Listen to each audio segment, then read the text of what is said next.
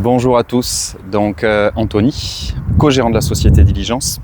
On est carrossier constructeur, on aménage des véhicules qu'on fournit aux clients et on nous a beaucoup demandé de faire des van tours un peu plus complets sur la globalité des aménagements vu qu'ils sont à peu près tous différents, toute la partie autonomie, électrique, eau, etc. Donc là on a Dili 37, c'est un véhicule qui va aller à l'export, donc Suisse, c'est pour ça qu'il n'y a pas beaucoup de préparation tout terrain parce que ça sera fait par la suite, à la suite de l'homologation. Mais on va quand même voir en détail donc ce que l'on fait chez Diligence, donc majoritairement Mercedes Sprinter 4x4, base 319 ou 419, 3 tonnes 5 ou 4 tonnes 100. Là on est sur un 3 tonnes 5. En 3 tonnes 5, obligatoirement 2 personnes, pas de toit relevable, pas de banquette, pas 250 litres d'eau et ainsi de suite.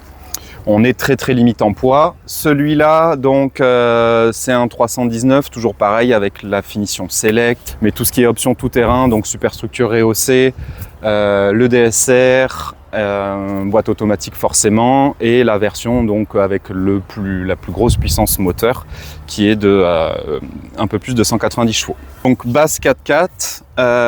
On va d'abord détailler un petit peu donc ce que l'on peut faire. Sur ce véhicule-là, on a juste modifié les pneumatiques qui sont du coup autorisés à l'import en Suisse, mais on peut aussi faire tout ce qui est suspension, préparation tout-terrain, donc blindage, comme il y a sur ce véhicule, blocage de différentiel, ainsi de suite.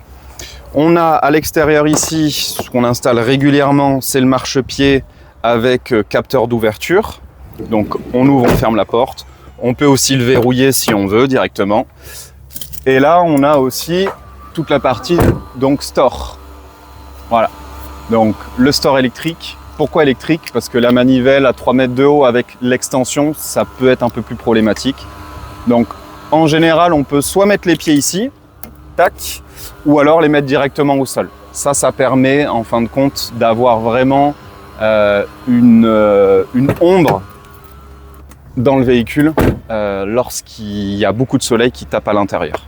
Voilà. On a aussi du coup la lumière extérieure qui sert aussi de gouttière maintenant qu'on a généralisé quasiment sur toutes les diligences.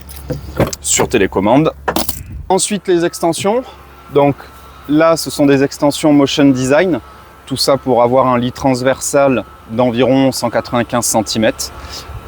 On pose aussi des extensions SCA qui sont des extensions similaires voire identiques à Dark. À l'arrière, donc vous avez la partie de base, c'est-à-dire porte-roues de la marque Coru. Actuellement, on trouve que ce sont les meilleurs au niveau poids tarif. C'est en aluminium, on n'a jamais eu de retour dessus. Honnêtement, la fabrication elle est d'une qualité quand même irréprochable par rapport à d'autres marques allemandes ou autres. On va intégrer un peu maintenant la soute et donc du coup la technique que l'on a un petit peu de mal à présenter sur des réels un peu plus courts. Là on est sur un modèle avec petite soute parce qu'on a un lit peigne. Bon, on a quand même un volume de quasiment 1 mètre cube, mais pour nous c'est une petite soute. Et donc avec la partie électrique d'un côté, la partie eau de l'autre. Ce qu'il faut savoir, c'est que dans toutes les diligences, on n'installe jamais, comme sur certains véhicules industriels ou d'autres aménageurs, on n'installe jamais un convertisseur d'un côté, le bloc fusible de l'autre, ainsi de suite. Les clients ont un local technique. Le but, c'est que tout soit au même endroit, tout soit repéré pour qu'ils puissent se dépanner à l'étranger pendant leur voyage. Donc là, sur ce véhicule, donc sur Dili 37, on a une puissance de 2000 VA, donc environ 2000-2600 watts en fonction des températures. On fonctionne au multiplus, donc intégralement Victron Énergie. On fonctionne avec un multiplus donc qui fait chargeur et convertisseur. Le but, c'est qu'on ait la charge de quai, qu'on ait la plus grande puissance possible, même si souvent on les bride à 10 ampères parce qu'en fonction des pays, c'est pas tout le temps qu'on a 16 ampères comme en France. Et ensuite, sur toute la partie 12 volts, on va avoir en charge le solaire. Ce véhicule a 330 watts en panneau bas contact de marque Unitech, donc assemblé en France. Et ensuite la charge alternateur où là on a mis 2 Orion XS 50 ampères, donc c'est-à-dire qu'ils chargent à 100 ampères en fonction du stade de charge de la batterie. Après on a tout le côté distribution, et le côté distribution se fait tout simplement par le lynx distributeur juste après le BMS, et là on va distribuer tout le 12 volts. C'est donc le réfrigérateur, la pompe, l'éclairage, ainsi de suite. Et donc comme vous pouvez le voir, chaque câble est vraiment indiqué du début jusqu'à la fin. Comme ça, s'il y a un dépannage à faire sur le véhicule, et ben, du coup, le client, même s'il connaît rien en élec, il suit tout simplement son cheminement de câble. On a des caissons qui des fois peuvent paraître avec pas mal de vide. Il faut savoir que ça chauffe énormément. Donc nous, on a un capteur thermostatique et un système de ventilation automatique. Dès qu'il fait au-dessus de, on peut le régler entre 25 et 35 degrés. Dès qu'on est au-dessus, et bien du coup, ça extrait l'air chaud. Parce que plus il fait frais, plus ça fonctionne bien. La partie haut. Voilà. On a différents systèmes de remplissage. Je vais vous montrer. Le classico-classique, coupelle de remplissage. Alors, chez Diligence, on n'installe jamais, par exemple, comme on peut voir beaucoup sur les camping-cars, c'est la coupelle de remplissage ici ou ainsi de suite. Le but, comme vous voyez, les seules choses où on va percer la carrosserie, c'est pour les ouvrants, les extensions. Du passage de câble, on en fait un seul par boîte étanche, uniquement. Sinon, on monte tout sur galerie, c'est-à-dire qu'on ne vient pas percer le pavillon du véhicule. Pourquoi? Parce qu'on est surtout sur le Sprinter, on est en structure monocoque, c'est-à-dire que le châssis travaille énormément en tout-terrain sur piste et du coup, forcément, les joints vont travailler et ça peut amener tout simplement à des fuites d'eau parce que les joints, ils ont quand même une durée de vie et surtout avec du sable, univers salin et ainsi de suite. Donc ça, c'est à l'intérieur. Alors bien sûr, c'est à l'intérieur, donc c'est chiant. Parce que s'il pleut, ben, j'ouvre, j'en mets partout. Donc, par rapport à ça, on a installé un deuxième système de remplissage qui est ici. Tac. Et en fait, ça, c'est un raccord type jardinage où on vient brancher tout simplement son raccord et on remplit son réservoir. Troisième mode de remplissage sur 10 litres 37 qu'on a ici avec une vanne quart de tour où là, on vient tout simplement brancher le tuyau qui est fourni avec un système de flotteur qui va passer par l'ensemble des filtres que vous voyez ici. Donc, c'est une filtration mécanique. On va jusqu'à 1 micron, ensuite 10, 20. On a une crépine aussi. Et là, ça va permettre de remplir le réservoir si on n'a pas de pompe en amont. Donc, on peut remplir le réservoir via les lacs, les rivières. Donc, soute technique. On rajoute toujours, malgré tout, prise 220, prise USB, les chaises Frontrunner qui sont directement mis aux portes et on a toujours une douchette extérieure qu'on vient tout simplement raccorder ici et après on a la pression. Voilà. On est en chauffe-eau séparé du chauffage, c'est-à-dire qu'on n'a pas le système de cumulus comme on peut voir habituellement. On a un échangeur à plaques, hop là, ici. Et en fait, c'est du Webasto, donc c'est le thermotop Evo. Et donc, on a le chauffe-eau qui se fait par liquide caloporteur. Et donc, échange d'eau au sanitaire, liquide caloporteur. On a de l'eau chaude en instantané, on n'a pas de réservoir cumulus. Et si l'eau chaude est en panne, le chauffage fonctionne et vice-versa. Et ça prend surtout pas du tout de place parce que le thermotop est sous le châssis.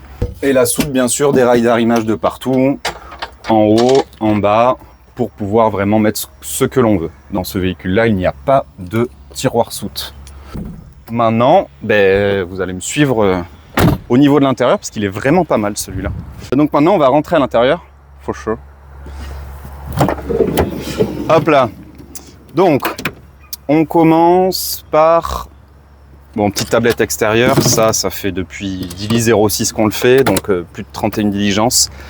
Ça fonctionne toujours aussi bien. Là, rangement perdu, donc pour mettre les chaussures ou autre, c'est très pratique. Et ensuite, vous allez me suivre à l'intérieur. Modèle sur mesure, sur base 6 mètres. On a, pour présenter quand même rapidement l'agencement du véhicule, on va avoir un petit coin ici, mine de rien, qui était d'ailleurs imposé par le client. C'était d'avoir un coin, on va dire, télétravail, donc avec une grande table, mais vraiment séparée de la partie arrière. Donc, on a intégré un support de pied de table Lagoon. C'est des tables que on installe de manière générale. La petite table est installée. Donc, le but, c'était justement de pouvoir utiliser cette partie avant qu'elle soit assez grande pour pouvoir travailler, tout simplement. Donc, grande table. Je peux régler un peu plus haute et surtout dans une assise confortable qui est le siège du Mercedes. En plus de ça, si jamais il y a une tablette supplémentaire ici, parce que des fois, il peut y avoir plusieurs écrans, justement, pour ces clients-là. La partie avant. Donc ça, c'était pour la partie télétravail, on va dire. Séparation cabine, on installe toujours des rideaux thermiques. On voit l'épaisseur, hein. C'est des rideaux thermiques et occultants 100%. Nos clients mesuraient jusqu'à 16 degrés d'écart entre la partie aménagée et la partie cabine avant, poste de pilotage, sans chauffage bien sûr, parce qu'avec chauffage forcément il y a des écarts. Là, je vais vous présenter la douche. On utilise toujours le système maintenant roll dur, donc il y a une marque anglaise qui est beaucoup plus pratique selon nous qu'une porte, en plus des tuilages que l'on peut avoir avec l'humidité ou autre, même sur nos matériaux, même si c'est du matériau allégé, il peut y avoir du tuilage dans le temps. Là, côté praticité, on n'a pas le phénomène de porte, donc pour nous c'est le plus pratique. Toujours un miroir, toujours la tringle pour suspendre combinaison ou pour faire sécher serviettes, ainsi de suite, cette tringle-là peut s'enlever. Voilà, on peut mettre d'autres accroches aux autres endroits. Caillebotis en tech naturel, c'est du pur tech massif, donc ça tient dans le temps. 2 évacuations d'eau sur ce véhicule, on essaie toujours d'en faire 2, mais ça dépend bien sûr ce qu'il y a sous le châssis. Et la partie douchette, voilà, qui est la même que ce qu'on a vu tout à l'heure. La bouche de chauffage obturable. Et donc dans celui-là, on a réussi à intégrer le toilette. Voilà, qui est un toilette sec, très lino, à séparation, vraiment basique de chez basique, qui fonctionne très très bien, avec une poubelle ici pour la sciure et un rangement à côté pour mettre papier toilette ou autre. Voilà. Donc on est sur un rangement étanche, bien intégré, parce que c'est nous qui les fabriquons directement à l'atelier, on n'a pas le cache plastique comme on peut voir souvent. Voilà, c'est tout intégré, le but c'est que ça soit le plus sommaire et minimaliste possible. Voilà pour la douche. Et ensuite, donc le reste de l'aménagement, maintenant tous nos interrupteurs sont sur télécommande. Ça permet d'avoir de la variation sur 4 zones, c'est-à-dire qu'on choisit sa zone. Par exemple, si je veux éteindre les extensions, j'éteins les extensions, je les rallume et je peux faire varier, voilà, les extensions. Beaucoup plus pratique pour l'expérience utilisateur, encore une fois. Donc cette cuisine, elle a pu en fait être conçue de manière à intégrer le maximum possible avec des volumes qui sont différents du camping-car, un peu plus généreux, on va dire. Donc on a un réfrigérateur de 70 litres ici.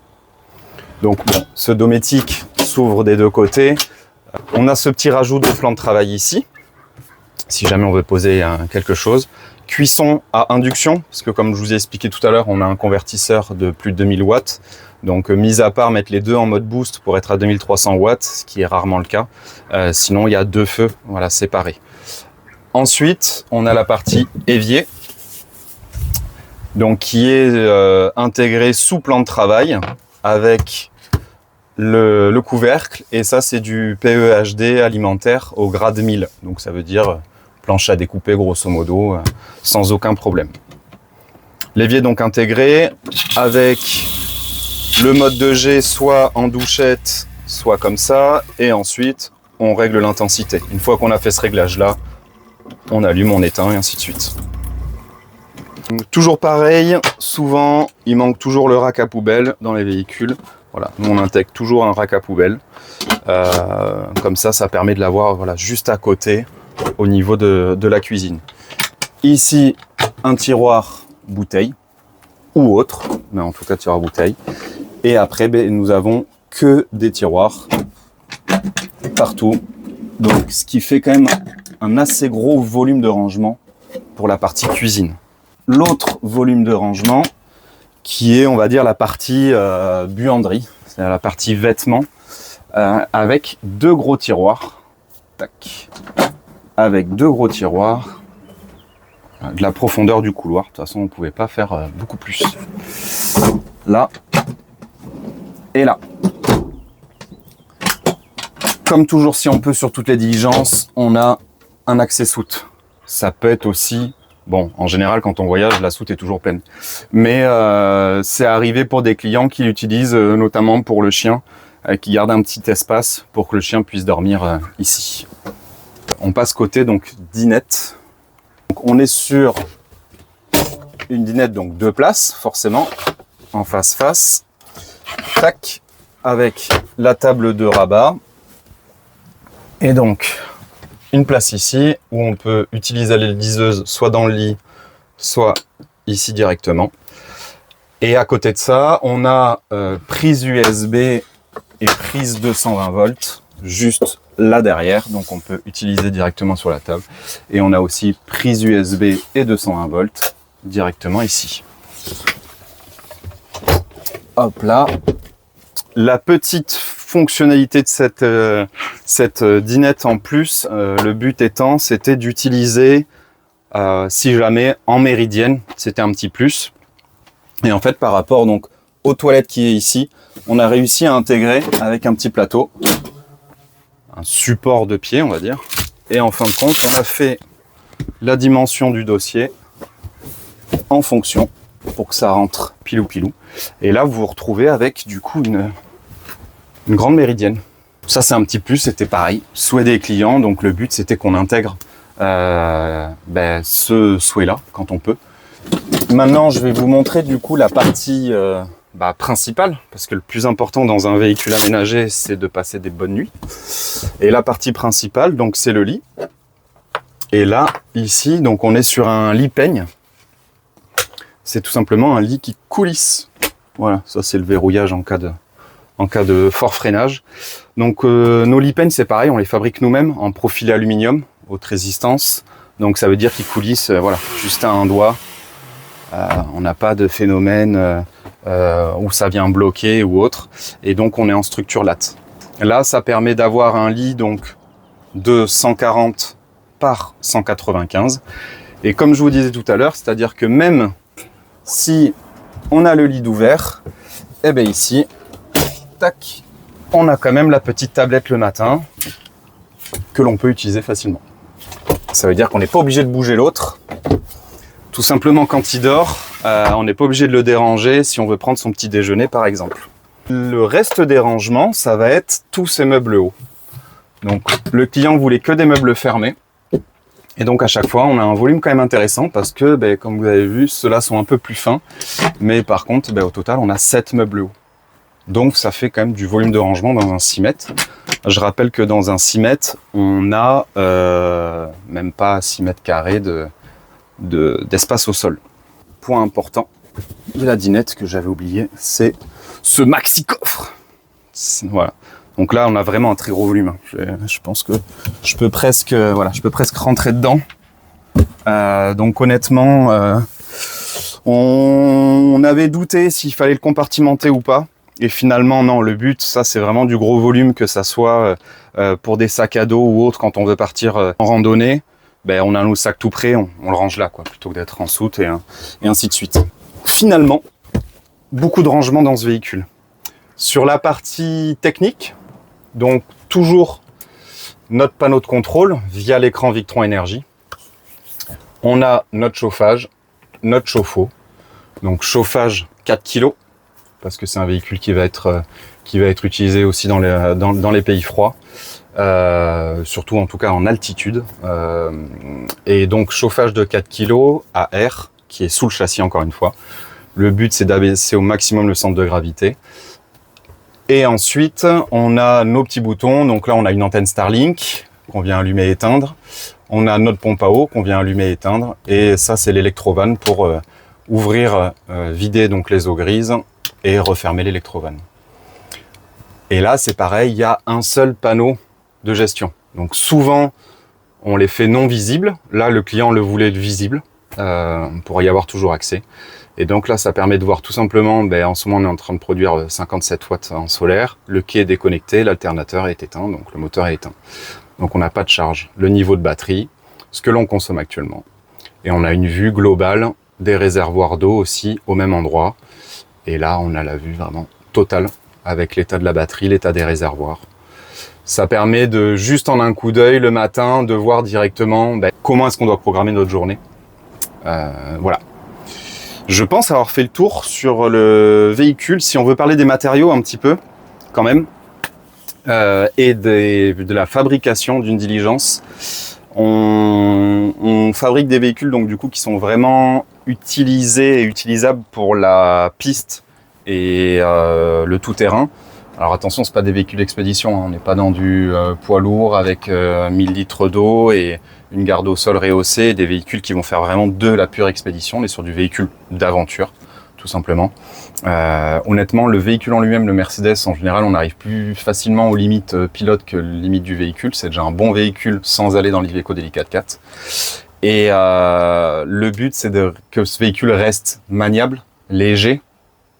On sait très bien que sur les Sprinter 4x4, on arrive quand même relativement facilement entre 3,5 tonnes et 4 tonnes. Pour ça, il faut réduire le maximum le poids de l'aménagement, des batteries. C'est pour ça qu'on utilise du lithium. Eux, actuellement, ont 400 ampères lithium en capacité batterie. En réservoir d'eau, ils ont 120 litres d'eau propre et 85 litres d'eau grise. L'eau grise étant sous le châssis. Pour la partie aménagement, c'est pas un secret et on le cache absolument pas. On est quasiment les seuls à faire des habillages, en fait, refaire une coque intégrale d'un véhicule, donc comme un arceau, en bois, oui, mais ça veut dire que tout travaille en même temps. Nos habillages, c'est pas des habillages juste pour faire joli, c'est notre structure des véhicules. Donc c'est-à-dire que c'est que un seul panneau qui fait toute la longueur, divisé en deux sur la hauteur, mais par contre il n'y a qu'un seul panneau, et même sur les 7 mètres et sur les 7 mètres 40. Un seul panneau, et en fait ça va venir rigidifier toute la coque, et ensuite on vient seulement assembler les meubles dessus. Tous nos meubles sont faits en tenon mortaise, donc il n'y a pas de vis à l'intérieur, c'est de l'ébénisterie pure et dure, sur du matériau allégé, ce qu'on appelle l'ultralight, qui est la gamme Garnica, avec qui on travaille maintenant depuis de nombreuses années.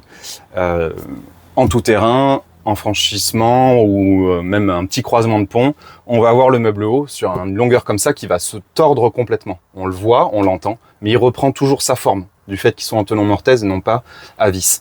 Et du fait qu'ils soient fixés sur tout ce panneau d'habillage et non pas fixés sur des montants en bois à droite et à gauche, ça va permettre à toute la coque de travailler ensemble et que tout l'aménagement travaille ensemble. C'est-à-dire que ça travaille et ça reprend sa forme. Ça ne rompt pas. Donc ça demande beaucoup plus de temps, ça c'est sûr. Mais par contre, on a un véhicule qui, par la suite, est quand même relativement fiable et robuste pour l'utilisation piste. Côté décor, tous les clients choisissent. Là, c'est un Cacao Rinoco de la gamme Phoenix avec du noyer, il me semble, de la gamme Polyré. Pareil, stratifié, anti-trace. Là, je peux faire, même avec l'éclairage, je peux faire des traces de doigts ou autres. Ça ne reste pas. Et si jamais il y a une rayure, on vient chauffer un petit peu la matière et elle se résout toute seule. Et vaigrage nautique, marin, on dirait du tissu, ce n'est pas du tissu, c'est du simili-cuir. Donc ça ne prend pas les odeurs, ça ne prend pas les taches et c'est hyper facile à nettoyer d'entretien. Je pense avoir fait le tour de ce premier van tour. C'était un essai pour nous parce qu'on nous le demande depuis quelques temps. J'espère que ça sera pas que moi qui le fera à chaque fois, comme ça permettra aussi de voir un petit peu le reste de l'équipe. Mais voilà, ça c'est Dili 37 donc qui va partir en Suisse et après qui partira beaucoup plus loin. Et donc c'est notre 37e diligence et officiellement je crois la 33e 4x4 parce que maintenant ça fait quasiment 4 ans voire 5 ans qu'on fait que du 4x4. On est basé à Beau-Tyran et on espère que vous avez apprécié ce van tour. En tout cas, n'hésitez pas à nous dire, comme les youtubeurs, n'hésitez pas à nous mettre des commentaires ou des petits pouces, ça soutient vraiment la chaîne. Non, en vrai, non, enfin c'est pas qu'on s'en fiche pas, mais on nous l'a beaucoup demandé. Donc n'hésitez pas à nous faire un retour si vous voulez qu'on continue ces van tours. Voilà, c'était Anthony en direct de Beau-Tyran et avec un beau soleil qui est en train de se voiler. À très bientôt, au revoir.